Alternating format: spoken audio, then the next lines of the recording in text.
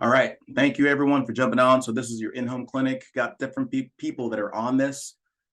Some people are just getting started. Other people have been in the business for a while, and some people are kind of in the middle. So wherever you are, you're going to get something out of it today. I'm going to be sometimes all over the place. So as you go through, we are going to have a Q&A at the very end. So feel free to jump on and just ask questions. And hey, if you have a question, jot it in the chat so you don't forget it, so that when it's time for the Q&A, you actually remember it. So we're doing in-home. So of course, here's all we do, guys. We buy leads, dial leads, and we run the appointments. And I had just some quick notes for those that are jumping on. I know if you're brand new, you're simply asking yourself, tell me what to do. And I get it. You just want to know what to do. Now, as you progress and age in the business, here's what you're going to find. And some of us, this happens automatically and we don't even recognize it's happening. Others, you'll notice it. So I'm going to tell you right now how you can have like a landmark. You know how you're going on a trip, if you see that landmark, you're close. When you start thinking in terms of tell me how to think, that's when you know you're growing to a different level. Now, just remember this. Whenever you're on this, and again, I give kudos to those folks that jump on. Some folks, they're seasoned in the business. So whenever you're looking at some kind of training, doesn't matter what it is, you're in 3 stages of your business, of your life. You're either learning it for yourself, you're learning it to teach it, or you're teaching it. So I don't care whether you've seen stuff before, which always blows me away. And I'm going to speak real because this is not being recorded. Blows me away when we got top agents that don't plug into trainings. It's as if they think they're done. And we know that's the kiss of death. Because no matter whether you've seen it before, you're in a different vantage point. You're either learning it for yourself, and if you got it, great. Show up so you can maybe take some notes of how to teach it to someone else, because you do want to grow a business, right? Or you are actually teaching it. So no matter where you are, you're always growing. So again, kudos for those that are showing up. Off the bat, for those that are brand new, I want to let you know up front, you are good enough as you are. This training is going to be okay. But even if you didn't have this training, you would do just fine, okay? Because FFL works with or without me. You can suck and still do well. I'll give you a quick example. I remember Stephen Yee was talking to Zach Tardowski, and he had this agent saying, hey, tell me about your script and so on and so forth and so on. And then he asked the agent about his numbers, and here's what he found out. The agent didn't have a script problem. He didn't have an in-home problem. He had an appointment problem.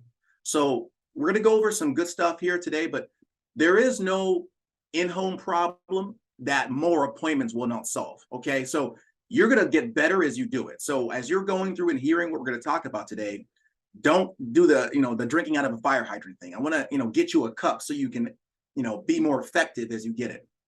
That's one thing. And a couple more things. Understand this up front. As you go through this business, it's the law of the thirds. A third are gonna say no matter what. A third are going to say yes, no matter what. A third will say yes or no, depending on your skill set. Okay. And hey, let me confirm. Can you guys hear me okay? Just give me a 1 on the chat if you can hear me okay, or a thumbs up. Okay, good stuff. So here's when I got started, guys, I got started understanding and accepting the fact that I sucked, that I was not very good. I was just looking for the third. That's it. I wasn't looking to break records, to convert the ones that would say no. I wasn't looking at that. I wasn't looking to be good enough or thinking that I was good enough. All I knew was, okay, the third that will say yes no matter what, that's what I'm looking for. And all you got to do to get to those people is what? Do the dials. That's it. You just got to put the work in. So this training is not in any way, shape, or form a shortcut to get out of the work. It's simply to be more effective. Now you will be more effective. The only way this training will work is if you get more appointments, because this isn't one of those where, hey, yeah, you can put it in practice and maybe your next sale, you'll be able to use it. But most humans, spaced repetition is how they work. Like it's very rare that you're going to see something today and tomorrow you're doing it, right? We've been around long enough to know that's the case.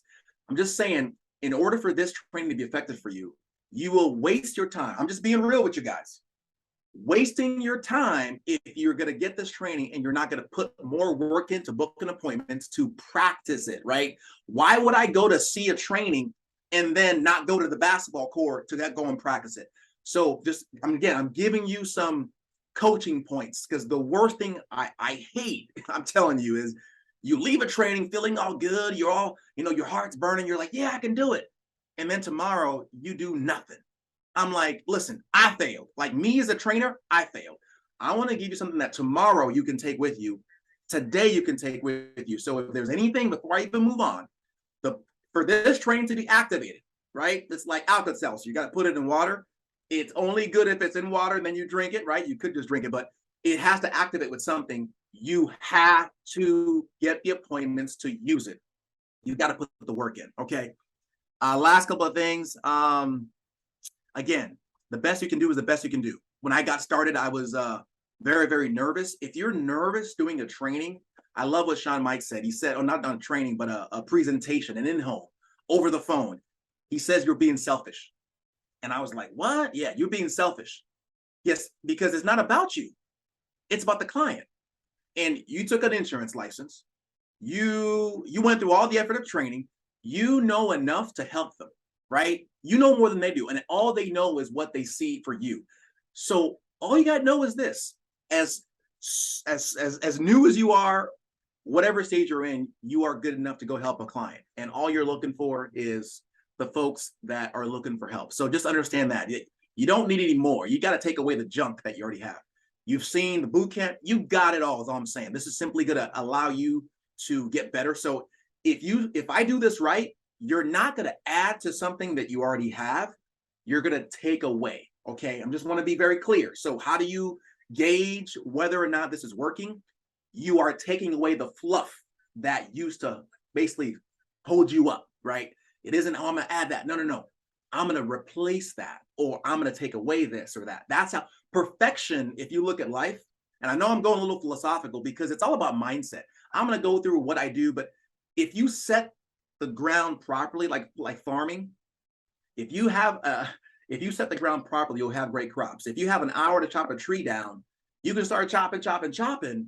But if you spend 45 minutes to sharpen your axe, it'll take you 15 minutes to actually cut that tree down, versus just getting, and some of you've been, and hey, that's the first thing, because some effort is better than none, okay? So I'm just saying, it's very critical that you understand that it's all about mindset. And so I'm gonna work on your mindset today. And so as you ask yourself these questions, you'll get much better. All right, so let's jump into it. So some of you are doing in-home, some of you are doing telesales. I'm gonna just address it right now. What's better? In-home telesales, there's no better. There's just, it is. But I do want you to understand up front what the difference is.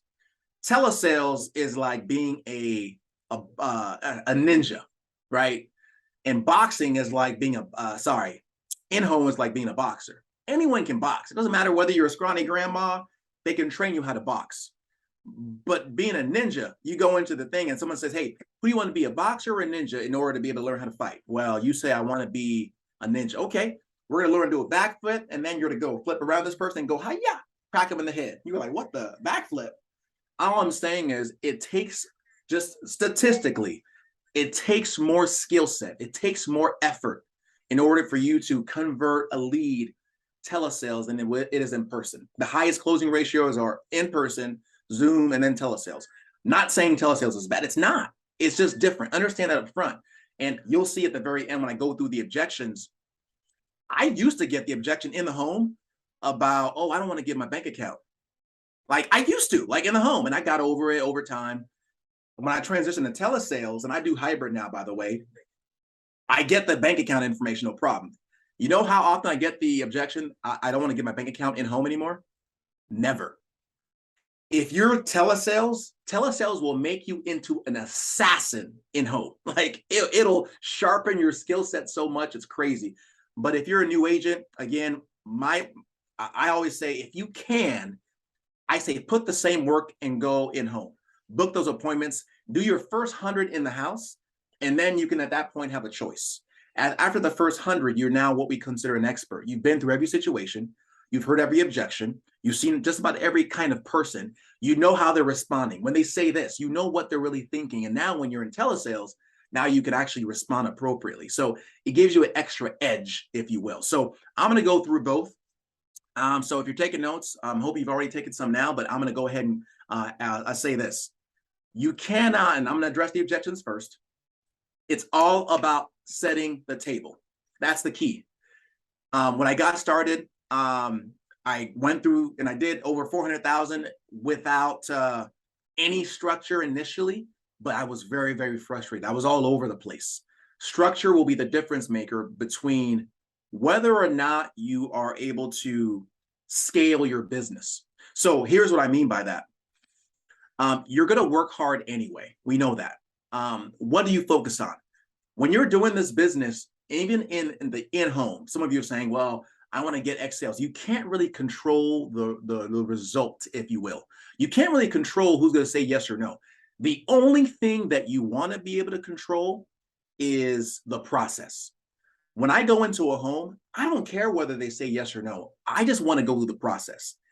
If they would have said no, I want to know that within 10 to 15 minutes, maybe within 5 minutes. If I do a presentation and after 45 minutes, an hour, they say something stupid like, I want to think about it. Oh, that sounds good, but something crazy, right? I messed up. Okay, so again, this is what I'm going to be talking about. Wouldn't you love a situation where within the first 10 minutes, 5 minutes, you know whether the client's going to buy or not? Wouldn't you love that? That's what I was going for. If you control setting the table, man, your in-home it's solid. The in-home, I would say 90% of the in-home is simply setting the table. What is setting the table? It's identifying why you're there, identifying the process for the client, and then getting buy-in from the client that we are going to do business today. That's it. That's it. If you don't get the buy-in, then that's indication to you that there's a problem. You need to flush out the objections from the beginning, okay? And I'll pause there for a second. I'll say this. You're going to see a lot of presentations, a lot of trainings on how people do things differently. Here's the number one error for most agents. You get schizophrenia. I don't know about y'all, man. You will die before you go through every FFL training. I mean, there's so many videos, right? Here's what I'm telling you. Just if you're brand new, maybe you're seasoned, find one person you resonate with and memorize it. Just one, not 2, 3, because you'll get this and you'll get that. That's great, but then you'll be all over the place. Once you've memorized it, got a foundation of your way, or which is the way that you like, then you can start adding, or in this case, maybe subtracting, mixing things up a little bit. But until you've gotten that one, don't become a, I'm gonna just say it how it is. Don't just go through random videos, right? Don't do that. So find one and then go through it. So let's back up. So I love what Jacob Medford said. It says you cannot overcome objections, you can only prevent them. So write that down. If an objection comes up later on in your presentation, that's a little clue that you messed up in setting the table. Okay. The objections, you need to get them out right now. So the difference between a top producer and a normal producer is the questions they ask. That's it. It isn't like this awesome phraseology, maybe it's some word tracks, but it's based on their questions. If you can ask the right questions, it's game over. So I'm going to go through some of the questions that I ask that allows me to set the table so that the client knows up front, not only I'm here to help you, but here's the process. I'm going to be the one helping you through this process. So typically I'm going to do in-home first. I get in the home, and some people do rapport. I love what Stephen Yee did. He gets in, do some kind of compliment, right? That's the best way to be able to break the ice. Hey, nice house. Find something nice to say, but typically it's a house. And ask specific questions that help you know answers to the application. So if you're in home, hey, nice house. How long have you guys been here? Hey, nice home. Oh, I love that picture. How long have you been here? Because in the Americo app, don't they ask how long they've been at the residence, right? You already know the answers. You see what I'm saying? So they say, hey, 5 years, that's great. How are the neighbors? Everything? Okay, perfect. I sit down, and if I get in the home, I'm looking for the table. I say, hey, you want my shoes on or off? I'm leaning in, all right? I go through and, hey, again, I'm going to pause again. I'm giving you all these small caveats for those that are maybe been in the business for a while, maybe those that are middle looking for some small changes you can make. I want to say this for those that are brand new. I didn't do any of this stuff to get to 400 grand a year. I didn't do any of that. I just did this over time, right? I got better and better at being more effective. I never sold one IUL. All I did was simple issued life insurance. That's it. I said, oh, IUL, that's a good idea, but you don't have to be a ninja in order to be able to do and help over 400 families a year. You don't have to be. You just got to be very, very committed, dedicated to go helping families, finding the ones for you. Okay. So anyway, you get in and you take control. You can do that. Okay. Here's the first question: take control. Perfect. You want my shoes on or off? Respect. They say on. On. Oh, perfect. Hey, is this the way for the table? They say sure. You go to the table. I sit down, and some people print out their leads. I like to do it digitally, so I actually have it on my iPad. And I say, hey, here's the form you filled out. That look right? No errors? Perfect. And I get straight to it. So Bill, so Woody, hey, most people fill this out because they know if they passed away, they don't want to leave a burden on their family. Is that right? Top producers ask questions that they know the answer to. Never ask a question you don't know the answer to. If you do, you're in trouble. I used to ask, so why did you fill this out? So it will, depending on your skill set, it'll smoke you. Most of the time they're fine, but man, I've had some people go in left field. Well, I didn't know about this, well, I was hoping you would tell me about this. I mean, tell me more about it. That's not what I wanted to do. Now I have to go back, and I'm backstepping, so you can only have a yes or no. I assume you fill this out because, if you pass away, you don't want to leave a burden on someone. Is that right? Perfect. Who's the person that you're not looking to leave a burden on? Your son? Okay. All right. So tell me about your son. Is he, do you live here locally? Is he doing well? Is good job, his own family? I'm literally gathering ammunition for why they need this. What's the situation of the son? How big will the burden be on the family member? And they say, yeah, he's doing well. Okay. So I'm finding out, why am I there? And they're going to sell me on it, right? I'm going to first tell them, and then they're going to sell me on it. They say, yeah, it's my son. Perfect. So is he well enough financially where, if you die today, he'd be able to pay the 200 grand, or if it's a funeral, if it's a final expense appointment, he'd be able to pay the, the 25,000, no problem? Or would it put him out? Oh yeah. It will put him out. Got it. Now you said he's doing well financially. So obviously, you're doing this not because he needs it. You just want to make sure that you're not that guy. You're not that gal that leaves a burden on their family. Is that kind of what you're trying to do? Yeah. You see, I'm setting the stage for why I need this, because I don't want later on to come down and I've gone through all the presentation. They're like, well, my son will just take care of it. Well, let me back up here. Didn't you say, we already knew that because we already talked about it. So you need to literally verbalize every objection that's there. Okay, so you go through that. You establish a table. They say, yeah, exactly. Perfect. And once I get the why, it's a kind of a surface why. It's not, deep. I don't go in depth per se. Once I get the why I'm here, I say, got it. Okay, that's it. And I get my iPad, have the credibility sheet. I want to be pointing. I want all the attention to be away from me. It's them. They're always the one that they sent me here. They have me quote you, right? So I have the credibility sheet. So that's exactly why these programs, the purpose of these programs. So the reason they send me out is because 95% of these programs are non-medical, no blood work, physical, nurses, needles. So they just have me ask you a few questions about your health. And I'm going to shop to see which of these carriers will be the best fit for you. Does that make sense? They said, yep. And I have it on the credibility sheet. I do the mortgage protection, all forms of traditional life insurance. And, my specialty is asset protection, retirement planning. If it's a final expense appointment, I do all forms of, traditional life insurance, like final expense, right? They say, perfect. And I said, well, I don't make the decisions, Frank, Bill, Joe, Jenny, it's the insurance company. So they're going to have me do what they call a pre-check. They're going to ask you basic information like name, social, date of birth. And because that's how it's linked to your health records. And then they're going to check your medications. And then if they give me a thumbs up, that's how, then they're going to have me give you some options. You're going to pick the level of coverage that makes sense. Now I want to stop there real quick. Someone remind me if I forgot where I left off. I do that up front so that they know exactly the information I'm going to be asking them up front, right? But who's asking? Is it me or is it them? It's them, right? The carrier is going to be doing it. They're going to ask me name, date of birth, social. I stop there, right? Social to check your health records, because that's how it's linked. I don't want to say that even. Social to check your health records so that they can do a pre-check. if they say that they're willing to look at you. So the way I do it, people do it differently. Some people go through all the different carriers. I always go through America. So I'm going to do a pre-check through America first. So I tell them that we're going to do a pre-check, but I actually go into the application to do the America pre-check. But the way I'm telling them with them is I'm going to do a pre-check. They don't know which carrier. So if you're taking notes, never tell the carrier's name. They don't know the carrier that approved them until the very end, until literally I am leaving the house. I'm saying the name of the carrier, the company that approves you is boom.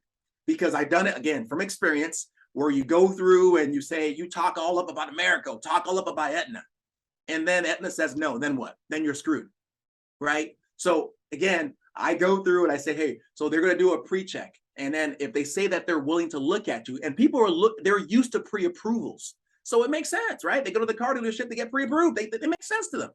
Anyway, if they say they're willing to look at you, I'm going to give you 3 options to pick from, and you're going to pick the level of coverage that makes the most sense for your needs and your budget. Does that sound fair? Another thing that, again, these questions are key. I'm asking soft questions. Just remember, you have to be asking these questions to make sure that they're following you. Questions like, does that sound fair? Does that make sense? Okay, so pause for a second. If you're brand new and all these questions seem like a lot to remember, here's all you got to remember. Write this down.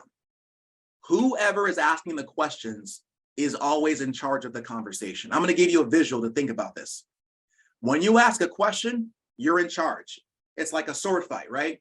When they ask a question, you're on the defense. You always have to be in control. Prime example, you're going through, they say something like, maybe you're booking an appointment. They said something like, so, hey, what company is this? A lot of you rookies, you start answering the question. Oh, we're not with the company. We do, and then you end there. And you're done. No one's in control. So when no one's in control, it's a stalemate, it's done. Whereas, hey, you can answer quickly, but you gotta end with a question. So you gotta end with a question. What company is this? Great question. So I'm actually the broker that got the form about the life insurance. Most people send it in because they don't want to leave a burden on their family, or they were looking to leave money behind. What was your main reason? You notice that? It doesn't matter what the question is, as long as you ask a question, you take back control. So you ask, stay in control, you got to ask a question to stay in control. Anyway, so I tell them that we're going to do a prequal. They're going to pick the level of coverage that's going to be good for their needs and the budget. Does that make sense? I say, yeah, perfect. So we're then going to submit the application to the carrier because, again, I don't decide, they do.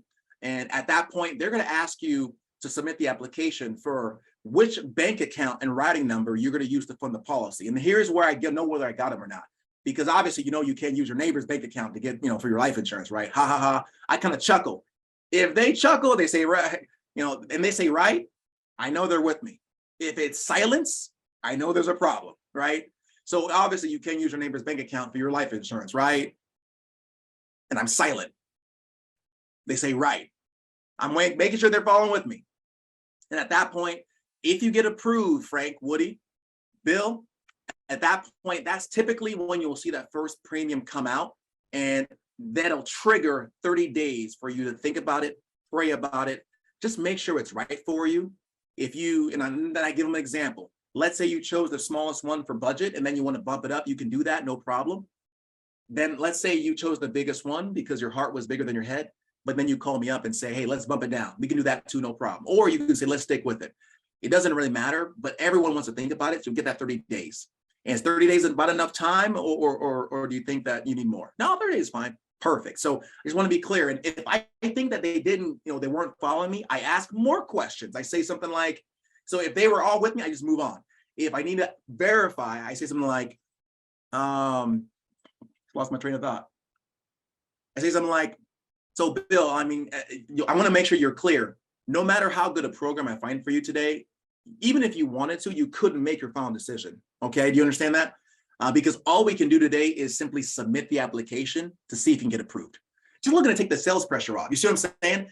It's the questions, and then there's these small cues that you asked to see if they're playing the game. So think about like tennis. All you're doing, a good producer just hits the ball with a question and they wait for them to hit it back.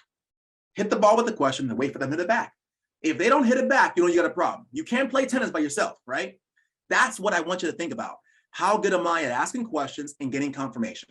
Asking questions, getting confirmation. That's it, guys. And there's so many top producers. We got the Matts, we got the Zacks. I mean, there's so many top producers. So when I'm listening to a top producer, I'm listening at the questions they're asking. I'm like, whoa, that's good. And I'm memorizing maybe some of the word tracks or maybe how they ask it.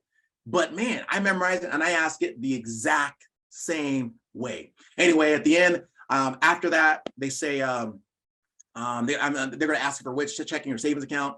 You're going to have 30 days to think about it, pray about it. And then does that make sense? They say yes.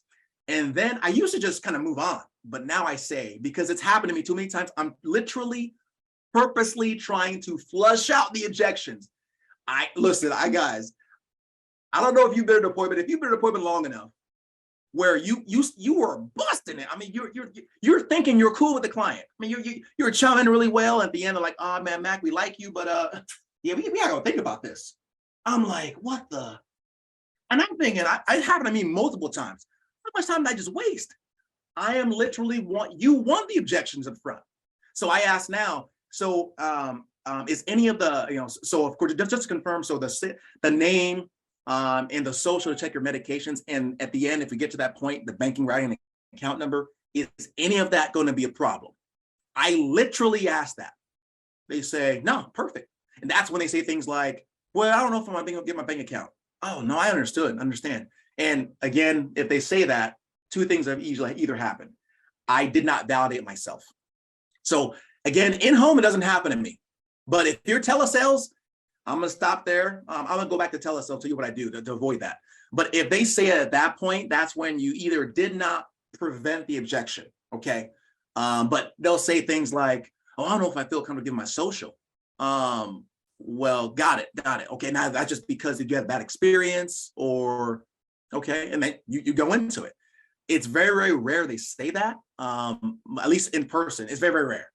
But they say typically, no, that's not going to be a problem. Perfect. And I'm going to ask you two things from you. Be honest and upfront with me about all the questions I'll ask you so I can make a good recommendation. Is that okay? Perfect. And second, give me your permission for me to be honest and upfront with you, even if that's to the point of being brutally honest. Do I have your permission? They just gave me their permission to be 100% real with them. When the dad says something stupid like he's the only breadwinner, and he said, "Now I want to think about it." I'm like, hey, Brad. Remember at the beginning, you gave me your permission to be 100% transparent with you. Listen, I'm talking about my friend Brad. Like, what are we doing here? If you walk out that door tomorrow, your family's like screwed, right?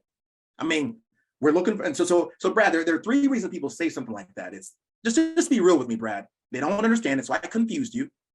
They don't see a value, which I know from what we talked about, that's not it. Or maybe they say it's too expensive. Which of those three is the reason you're saying this? I know you love your family. I can do things like that because I got his permission up front. Anyway, the rest is downhill, guys. I mean, literally get your financial inventory. I mean, where are we at?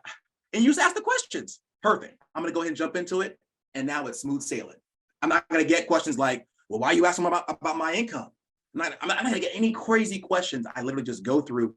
So after I gather all the data, the basics about the income of not only the person that I'm talking to, but if it's a spouse, you got to get the information of the spouse or maybe the son or the brother to know how challenging it would be, right? If the spouse is a stay-at-home mom, get her information.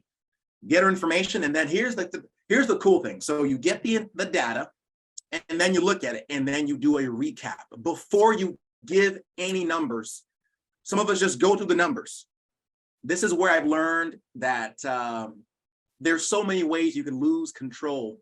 And here's where I used to lose control. I got the data from, I know how bad it'll be. So I look at it, I say, okay, looks like based on what we see, if you passed away, Sandra would be left in a world of hurt. Sandra only brings this, so you bring in this, and okay, and then she would have to go get that, get the house. She would have to go get a job. She would have to get a credit card. She would have to go do a GoFundMe. Wow. Okay. So based on what we're seeing here, before I go through the numbers, guys, you guys do understand that, or you guys are with me that we got to put something in place today, right? Notice I did that. I'm just seeing whether they're with me or not. And then they'll say, yeah, we see that. Or I don't know. Okay, you go back to overcome the objection. I'm not giving you any numbers until we know we're going to do something. And again, I identified in the beginning that, hey, I'm going to find something comfortable, affordable, and you'll see what you qualify for, right? So again, I'm literally identifying the objections up front. They say, yes, perfect. I go through the 3 options. I say, I always do it 3 options. I do the highest, the middle, and then the lowest. And in the beginning, I had a lot of trouble knowing what to quote. So what I found out was I went back and did the budget. If you're brand new, you may go and do the budget. I say something like, I'm required to ensure that this fits your budget. So let me just go ahead and make sure that it's not over this certain percentage that it has to be. And I go through, all right, so I got their mortgage is this, I got the rent is this. Utilities is probably running you about $200 a month, food, $500 a month. And I used to go through and find out what their budget was left, right? Now I found out you can do 7, 5, and 3% of their income. Guys, it's like, I don't know, a miracle number. So whatever their income is take home, 7% should be the max. 5% should be the middle. 3% should be the least it'll be. And I don't care whether it's $1,000 a month in Social Security or to $7,000. It always works. So whatever you're quoting, if it's a couple, he brings in 2,000, she brings in 4,000. You say, okay, they bring in 4,000 together. So 7% of that, someone do the math, please put in the chat, whatever that is, that's the max. 3% of 4,000, whatever that is, that's the max coverage for both that you should be quoting. So a couple of hacks for how you quote. You want to keep it simple. I do round numbers. Some of you do 10436. You could, but I just bump it up. Keep it simple. If you make it complicated, they will not make a decision. They will say things like, I want to think about it. So I make sure when I bundle it, it's them together. Thank you, Elmer. Appreciate that. So 7% of 4K is 280. So I know those 2 policies combined should add up to 280, right? Another thing, I keep the coverage the same, right? Unless it's a situation where we're only doing the husband. So if it's like a $250,000 policy, it's $250K for the both of them, right? That's how I roll with it. So I say, once I've gotten it, it's setting the table. So I'm going to give you 3 options. Option 1 is going to be the highest I'm required to show to you because these are state regulated, so that you know it is the highest. So don't have a heart attack on me, right? I'm just trying to destroy sticker shock because it's high on purpose. You want to show them the highest on purpose. Option 2 is going to be the middle that they recommend. And option 3 is going to be the least that they recommend. Who recommended? They did. Of the 3, and then you'll pick.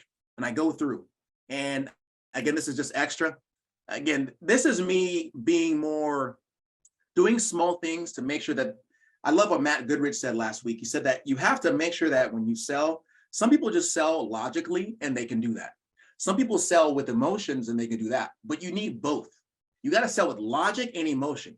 I used to just sell with logic, but if you sell with logic, I mean, I don't know, Matt, if you can maybe share with, I forgot what he said on, if you sell with logic, time will come and then they could cancel.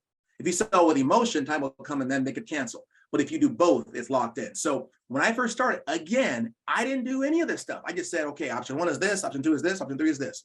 Which of those 3 do you like best? That's it. They picked, it was done. But over time, my closing ratio on my persistency has stayed better as I'm doing this. So I say of the 3 options, here's option 1. And I actually literally breathe life into the policy. So I say option 1 is going to be, and I tell what it's going to do. Option 1 will take care of the full cremation. This is a MAC. Let's say it's Americo, and they only want burial. Option 1 is, will take care of the burial, make sure there's no odds and ends, and it'll leave extra for any family members. So that's going to be max 40,000 if you died of natural death, and then 80,000 accidental. Trip and fall, hit your head. Someone was, texting and driving. You notice how I'm breathing life into the numbers, right? And option 3. And if, hey, let's say, tomorrow the doctor says you have 12 months to live, you can actually pull out half of that up front while you're alive, the 20,000, and then the rest goes to your family when you die. That's option 1. That is X amount of dollars a month. Boom, boom, boom. And I go through the 3, they pick, rest is history, right? That's how I roll with it. Now, I'm going to go back before we do Q&A on telesales. Telesales, it's similar. I verify myself and I ask, hey, Hey, this is Mac. I'm a licensed underwriter in Texas. Looks like you were, and I verify again, looks like you were looking for a little life insurance today. Is that right? First question. They say, oh, I was just looking. Yeah, that's right. Perfect. And were you looking for something that just, took care of the final expenses, or were you trying to leave money behind? Money behind. Got it. Okay. While I'm pulling this up, and if you don't mind me asking, what got you thinking about this? Did someone pass away recently? Was it COVID? Your health changed? They start telling me why we're doing this. Got it. Okay. So you're doing, and I literally repeat what they said. So you're wanting to make sure that if you die, you don't leave a burden. If you died, that your family didn't have to do a GoFundMe. Got it. Okay, perfect. Now, and this is where I transition. I got the why, I'm there. So have you ever gotten life insurance before, or is this your first time? First time? Got it. Perfect. Just, I'm going to actually, do you text much? No? Okay. Go ahead and grab a pen and paper. I'm going to give you my state license number. First things first, my name is, or if they text, perfect. I'm actually sending you my card. It'll have my license number and all the carriers that I represent. Let me know when you get that. I wait. I got it. Perfect. I'm just required to give that to you because these are state regulated, just to make sure you know who I am, because I had to go through a background check to get this license. And this is how I feed my family. So I want you to make sure that, I'm a professional, and I'm not going to jeopardize my family in that way. Does that make sense? I just verified myself. I just made it where we're level. I'm a real guy, right? They got the, oh, who are you?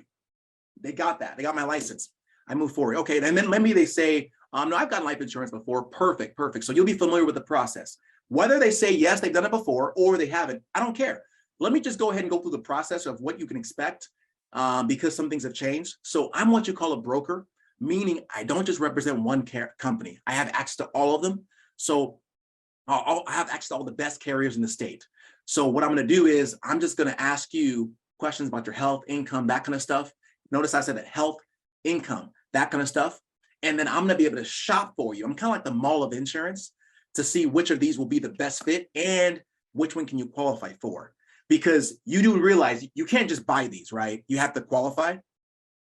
Yeah, exactly. So once, then I go through literally the same information I just went through before for the in-home. I verify the objections, I go through them, and then it's good. I mean, it's normally just like that. Now, when it comes to giving the options over the phone, I do it the same way. I say, okay, perfect. So here's what I'm gonna do. Just give me about 2-3 minutes. I'm actually gonna just get you some options real quick. It'll be silent for about a minute. I can't chew gum and talk at the same time. And then I'll come back and I'll just give you your options, you pick, and then we'll see what they say. Sound good? Yeah, perfect. We submit it. And by the time I've gotten there, guys, I'm already 3/4 of the way through the application. Whereas some of us are going all the way through, then we want to do the application. No. By the time I've done the underwriting, I already know who I'm going with, right? You should have done the pre-check already so that you're not spending yet another 10 minutes doing it. So that's how I do it, and you'll get better over time. If you're brand new, you don't know who to go with, here's all you do. Once you get the data from not only the finances, but also the data for the health, you say, perfect. So here's what I'm gonna do, Billy. I'm gonna reach out to my senior underwriter real quick, just to make sure that, that I'm getting you the right product. Give me 1 second, boom. Maybe you're asking them questions. You took a picture of the little financial inventory. You send it to your field leadership. Hey, and they know you're doing an appointment, or you're on Zoom. You put them on mute. You say, hey guys, I got someone, blah, blah, blah. You ask questions. Perfect. All right. I'm going to do a pre-check. I have an idea, but I want to make sure, see what they're willing to say, and then you run it. The rest is history. Guys, that's it. It's 90% setting the table. If you set the table properly, it's game over. If I get an objection in the middle of it, what does that mean? You messed up, right? You messed up somewhere, which is okay. I'm like, oh yeah. And there'll be times here's a little note. The clients that you jive with the most, I mean, you're like chumming away. Oh yeah, you used to play ball. I play ball too. Oh yeah. You got 5 kids? I got 5 kids. You got a cousin? Oh, I got a cousin. Man, I'm telling you, when it's going too good, they're the ones that would tell you they want to think about it. Almost every time. Go there to do your business first, meaning me and you aren't friends until we're doing the application. Once you picked one, that's when we're friends. Like, that's when I start getting into, okay, so tell me about your grandkids. We're cool now. But until then, I'm not, we're not buddies. Because the worst feeling is feeling like you let someone down. You were all cool, but you couldn't protect the family. How cool are you really? Right. See, so don't get too, it's not about being chummy with them. No, it's about getting them protected. And once that's done, the rest is history. So that's the short and the long of it, guys. There's some things that I probably skipped over, but I'm going to open it up right now for maybe some Q&A. People have some questions, throw it at me. And I'm actually going to just, if you wouldn't mind, unmute them. Let me throw the chat down. I think quite a few people threw questions in the chat, just so you know. Oh, beautiful. All right, cool. Let me see. We got Sam. You said, if a client's not playing ball with you or tracking with your setup, how long do you spend with them? I give them 3 chances. So I do it pretty quickly. So let's give me an example. Let's say, I don't know, Sam, are you still on? Give me an objection that a client will say that indicates they're not playing ball, if you're still on. I'm happy with what I have. Got it. So let's say, are we in person or over the phone? In person. In person. Got it. So again, that's not going to happen. See, every objection you get is because you didn't ask the right question. So I get in there. So Sam, most people send this in because they know if they die, they don't want to leave a burden on their family. Is that about right? Remember, they sent the request in, so they ain't gonna say that. But let's say that was what I started with. How do you respond, Sam? As the client? Yeah, you're the client. So I say, I get in right in the get-go. Most folks send this in because they know if they pass away, they don't want to leave a burden on their family, or they're looking to leave extra money. Does that sound about right? Well, I mean, I have insurance already. Great, awesome. Now, Sam, you seem like a pretty sharp guy. So obviously you knew that before you sent the form in, right? So were you looking to make sure what you have goes further, or were you just trying to compare prices? Like what were you thinking, you think? I guess I just want to make sure I had something that would go further. Stop there. Listen, when you ask me a stupid question like that, I'm going to put it back on you. You filled the form out, not me. You just suddenly realize you had insurance? Nah, come on. So people say things that really aren't really objections. They're just complaints. Well, he says, I already got something. Of course you do, Sam. You seem like a sharp guy. So were you looking to make sure that what you had was the best in town, or were you just trying to make sure it went further? Now it's on him. What am I? Maybe I am an idiot. Maybe, I mean, like, who's going to say that to themselves, right? So again, it's all about addressing the objection. So if an agent went in the home, didn't ask that question, then they get stuck at the end. Now the client uses it as a bomb and they blow up the whole appointment. And like, thanks for bringing that up, Sam. So as I'm going through the financial inventory, you got to identify what they already have. Anything you have right now that would pay to your family when you die. Sam, go ahead. Role play with me for a second. Yeah, I have a policy that's $30,000. Perfect. Do you know who that's with by chance, Sam? Yeah, I think it's with Gerber. Gerber, awesome, perfect. And off the top of your head, Sam, how much are you paying for that a month, give or take? You know, I think I was paying like $30 a month for it. Okay, 30 a month for you said 30,000? Mm-hmm. Got it. Now, Sam, I just want to make sure you're aware, these are all state regulated. Did you get that like when you were 2 years old, or? I got it a while ago. I can't remember. It's probably like maybe a year ago. Got it. So 2 things at play.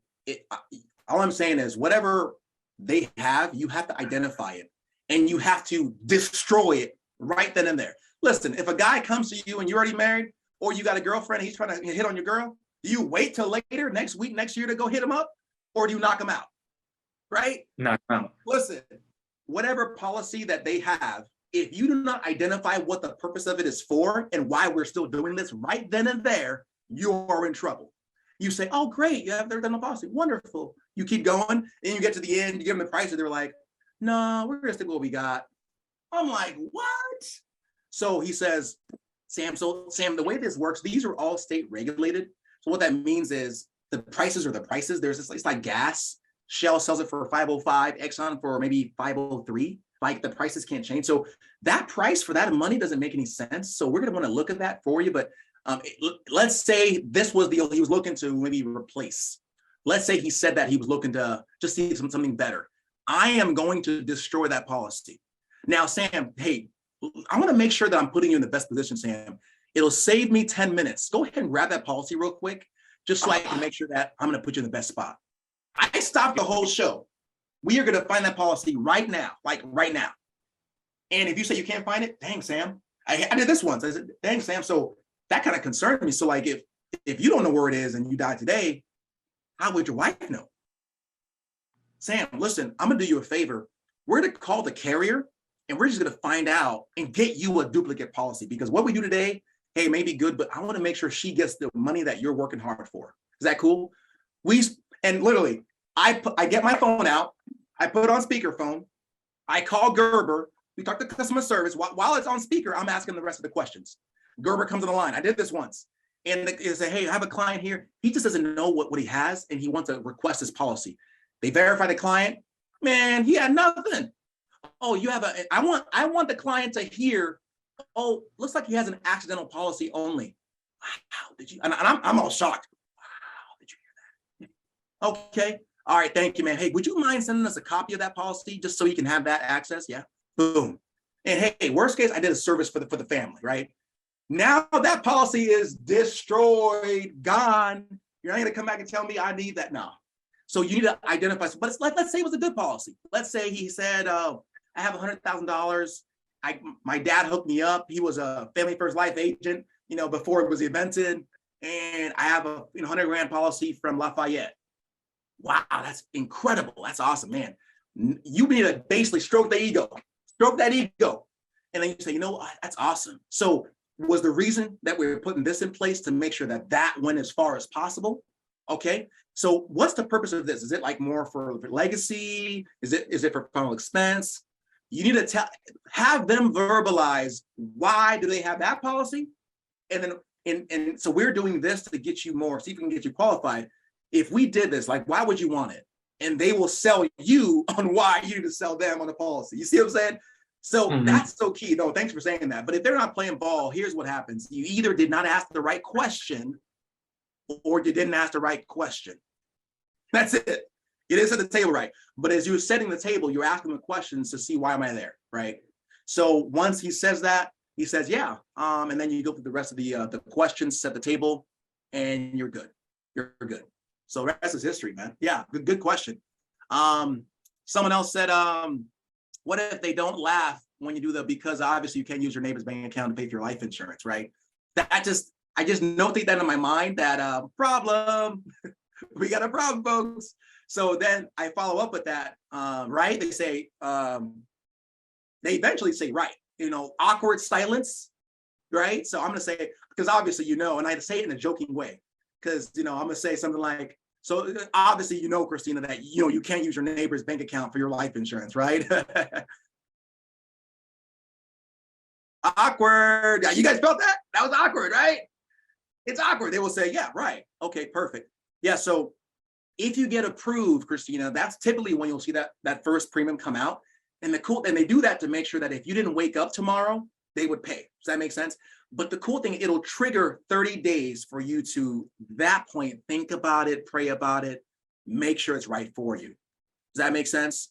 So then I go through the example. If you want to go up, you can go up. You want to go down, you can go down. And I say it again. Then how I verify that, again, the bank account, I noted it was a problem. Then they say, yeah, that makes sense. And I say, so, so just so for the process, the social to check your medications. And at the very end, if you get to that point, the bank account to submit the application or submit for the approval, is any of that going to be a problem? I say it again, because I used to just say it one time and I get to the end, they say, oh, I don't feel comfortable. Or they say, oh, I don't have a bank account, or I have a direct express card. So I say, is any of that going to be a problem? The social to check your medications and the banking, routing, and account number. I used to just say the banking information, but somehow that's getting through people's minds, going over their heads. So now I say the banking, routing, and account number, so we can see if we can get you an approval. Any of that, do you have that with you, or do you got to find it? That's what I say now. Is that something that you have memorized, or will you go have to find it? That's when it comes out. Oh, I only have my debit card. I want to know that right now. You see what I'm saying? Because you know whether you can help them now, whether you can't, which company, so forth and so on. Hope that answers your question. Give me a follow-up if you can. He says, where can we find the credibility sheet? teamffl.com. It has all that goodness. That quotes the whole works. Who is the person you copied? Thank you for asking. So again, I had a little schizophrenia, but I started doing it. It initially began with, I forget his name now, Geiger, Julius. And I copied it word for word. But here's what I found. The people that you can only take people to a level, you can't take people to a level you've never been. So I looked at people that were top producers. I looked at a guy, he did about 700,000. And his name is Chris Cazares. I eventually saw his script. I literally went on YouTube. I scripted it. Like, I spent my time, I would press pause, wrote it out, and I memorized what he said. Some of it applied, others didn't. And he doesn't get objections. He gets to the point where, but he says, he already got the data. He goes, so before I give you some numbers, based on what we put together, looks like, and he goes through the information, he does a recap. You guys are with me that you need to put something in place today, right? You guys are with me that you need to, replace this policy, right? If he doesn't get a confirmation, man, he walks out. He walks out. Hey, Vern, we're just doing training, that's all. Yeah, if he doesn't get a confirmation, he walks out. Someone says like, oh, I don't know. And then he tries to battle. I tried 3 times to battle the family, and they say, oh, I don't know. I don't know if I'm in place. Well, just what are the prices? Well, the prices don't matter. And you try 3 times. And if they're not willing to say, you know what? Yeah, we do see what you're saying. I leave. I pick up my stuff and I roll. I don't give you numbers. The only thing you have to give them is numbers. That's it. Once you give the numbers, what do you got to give them? But that was your only ace in the hole. So some of you that are too happy to just give the numbers, you can't do that, right? You have to tell them it's a process. Don't be the quote guy or girl. You are a professional. They say, I just want the numbers. Well, oh, sorry, I'm sorry if I confused you. I'm in the department where we actually get you the approvals. Were you looking for the sales department? Yeah, we actually get you the approval. So, and you do understand that numbers are useless if you can actually get it, right? Yeah, so I'm gonna make sure that I don't show you anything crazy. It's gonna be affordable and comfortable. If I can find you something affordable, comfortable, is there any reason we wouldn't submit the application to see if you can even qualify? No, if they can't answer a hypothetical like that, next, move on. They weren't really serious in it, right? I give people examples. I want to think about it. And I ask them 3 things, what is it? Too expensive, you understand it, or you don't see a value. They still give me the runaround. I try 2 or 3 times. I say something like, okay, so let me ask you this question. So let's say Marjorie, if you were at the store and someone just started beat up on your wife, so just some random stranger, would you knock them out or would you think about knocking them out? They say, well, of course I would knock them out. I said, of course you would, because they're in danger. No, we just identify based on your situation, your family is going to be in trouble if you passed away. And just to save a couple of bucks, you're telling me you want to think about it. And I know you love your family, Frank. So I'm confused. I'm trying to convince you that your family is worth a couple of bucks. How does that work? Help me understand this. Now they're on the dispatch. I tried 3 times, and if the 3rd time, I'm like, okay, you know what? So I should start packing up. Like, where you going? Well, if the numbers don't matter, if you don't see, your family is more valuable than a cell phone or than a car, then unfortunately, I'm sorry, I didn't do my job right. Oh, no, it's okay. Go ahead and sit down. You just got to have that kind of posture, right? So I hope that answered your question. Someone said, could you go back over the this is how I feed my family line again? I'll do that too. So in the beginning, I sent them the text with my license or my little business card. Perfect. Because I say, because the most important thing to me is that, I'm a professional. I had to go through a background check in order to, get my license. And this is how I feed my family. So I just want to make sure that everything we discuss today will be confidential. Is that okay? Yep. Perfect. Boom. Move on. It says if they tell you that they don't have the bank info, you reschedule. Yep. There's no purpose. No purpose. No purpose at all. And, in today's day and age, you can ask a couple of questions. If they're somewhat older, maybe they won't, but hey, who do you bank with anyway? Chase, got it. Do you actually get online and check your accounts online at all? Or, oh yeah, oh, perfect. Did you know that you can actually get your banking information on your phone now? Did you know that? Yeah. Yeah. Have you ever logged in on your phone? Yeah. Okay, perfect. It's right there. Yeah. So if you can get it on there, are we okay? Or I'm trying to see is that a real objection, or were they just trying to find a way to say no? You see what I'm saying? So, but yeah, if they don't have it, set up a time. Yeah, we are going to need that. Because again, if we find something great today, I can't control the prices and they change like daily. So I can't guarantee you what I told you today will be the same unless we can submit the application, and we can unless we put in the banking information. Does that make sense? Because if they whatever they submit, as long as you put your payment information, if you die tomorrow or after we submit it, you died, they would have to pay. It'll obligate them to pay. Does that make sense? Like if you give someone money, like your dollars, now they have to give you the merchandise. Does that mean they're like, yeah, I get that. They get it. Reschedule, the next is history. Anyway, Kate, go ahead and throw me your question. Hey, if you could go back to, I guess if the customer did something just because they wanted to be nice and just kind of, there wasn't like a super huge financial need for the family, let's say, but their health has changed from the time that they got a policy a while back. Let's say, for instance, they have like, I don't know, an IUL that they got 15 years ago, but since then they had major cancer, and things like that. So at this point, they can only get a graded policy. Do you still to continue to bring up the value, or would you kind of be like a little bit more upfront? Because, they will always remember the price, how much they're paying, for whatever the coverage they have. I just wanted to go and like see, when do you know that when you walk away that you're not necessarily putting the customer in the best position? Good question. The goal is always to put them in the best position. The way you find that out is in the financial inventory. So if they have a bunch of great policies, great. I would have identified that up front. Mm-hmm. I know if they've had cancer, it may be a graded policy. I go plan B. If they have anything else that acts like life insurance, okay. Mm-hmm. Let's say they don't. Mm-hmm. Then I go in the situation is, okay, and I identify the elephant in the room. Okay, based on what we're looking at, obviously you don't need, this is not so much of a need, this is more of a want, right? I verbalize it and they say, yeah, you understand me. Yeah, this is a want. Got it. So in those situations, and by the way, I'm not doing this because I'm some brainiac. I learned this from watching the video from Paul McLean. He says, for clients in your position, my job is just to strengthen your position. That's it. Okay.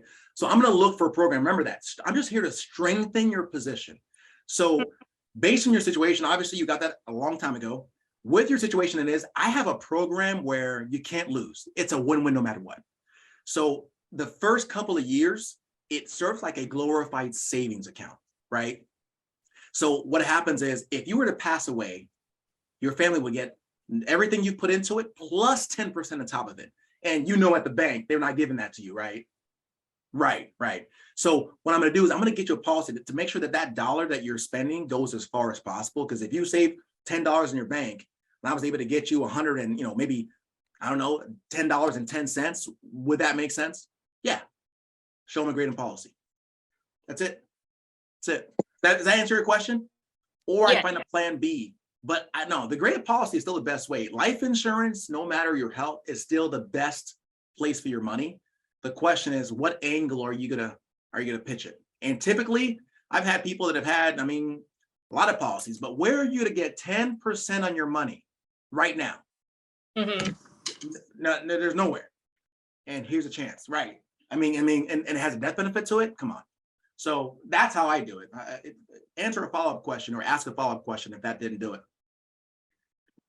No, it's good. I definitely understand, but I guess when do you know when to if it was more of the one thing, not necessarily how deep do you have to go and massage that particular want, well, just to know to walk away, if they're fighting me on it, I guess to me, they're I would say idiots. I sell them on the concept before I sell them on the policy. Right. Get the concept, it works. If they don't get the concept, it doesn't. Right. At the end of the day, it's hey, if a CD gets you more money, then that makes sense, right? Well, yeah, right. That's why. That's how I'm easily able to put a $20,000 policy on a guy who has a $100,000 policy. He's 70 years old because he sees a value. And our goal is, and in life, most people in your position, people want to be part of the Joneses, the most club. Most people in your position, most of my clients, I would say 99.9% of them, Kate, they want to put the risk on the insurance company. They have the money. It's not a problem. It just makes more sense instead of just you being at risk for your dollar.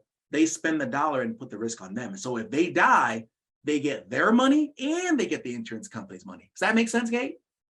Yeah, that makes sense. Well, I want to join that club because they learn. It's a no-brainer. Like literally, who would not do that unless you don't know any better? And I tried 2 or 3 times. After the 3rd time, I'm moving on. If you don't get it, I'm saying, hey, I'm sorry I couldn't help you today. I do think you're making a poor decision, but go ahead and sign my form.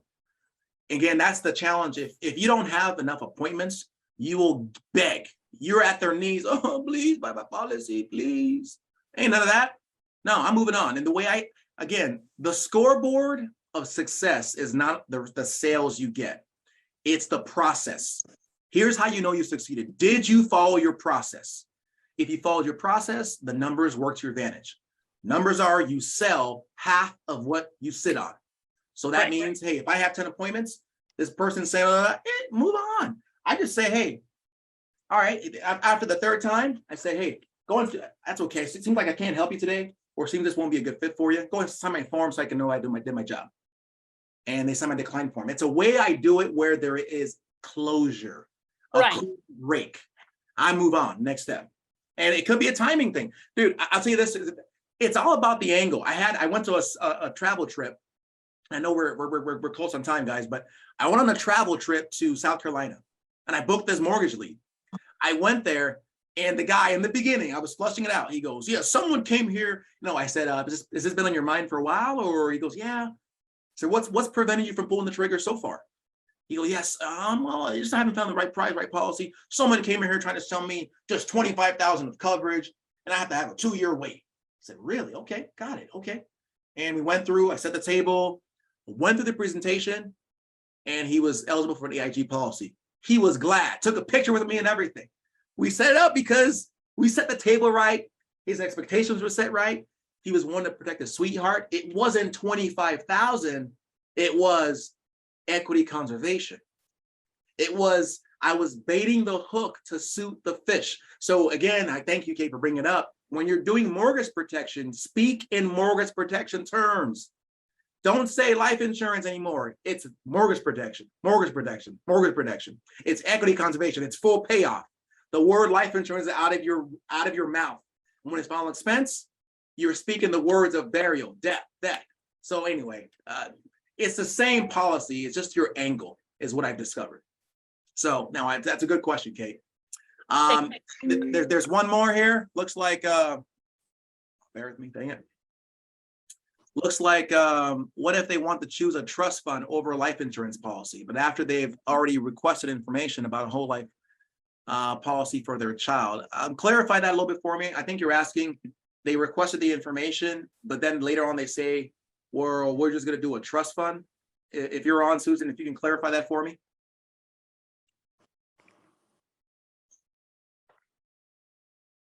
All right. While she clarifies, any other questions? Okay. So, okay. Yes. So again, I would tell them, why? Why? What do you think a trust fund does that a life insurance doesn't do? What would be the purpose of that? I just want to put it in a trust. Okay. You could do that. But again, most people get life insurance because you want to put the risk on the insurance company, right? Again, it's not a matter of whether you have the money, it's what's the most prudent thing to do, right? Would it make more sense to leave your money in a bank account where it's losing money, or to maybe put it in a safe investment where it's gaining money? You're going to die one way or another. Do you want the whole purpose we're doing this, and this is a good point, and maybe we'll close on this. The whole purpose, whenever anyone gives me stupid objections, it's like they're fighting me. They got a sword. They're like, boom, boom, boom, they're hitting me. Your only shield is the why. You go back to the why, you're like protecting yourself. They're like, I want to think about it. So just to confirm, the reason we were doing this was because you wanted to make sure your family didn't, get hurt if you were, didn't wake up tomorrow, right?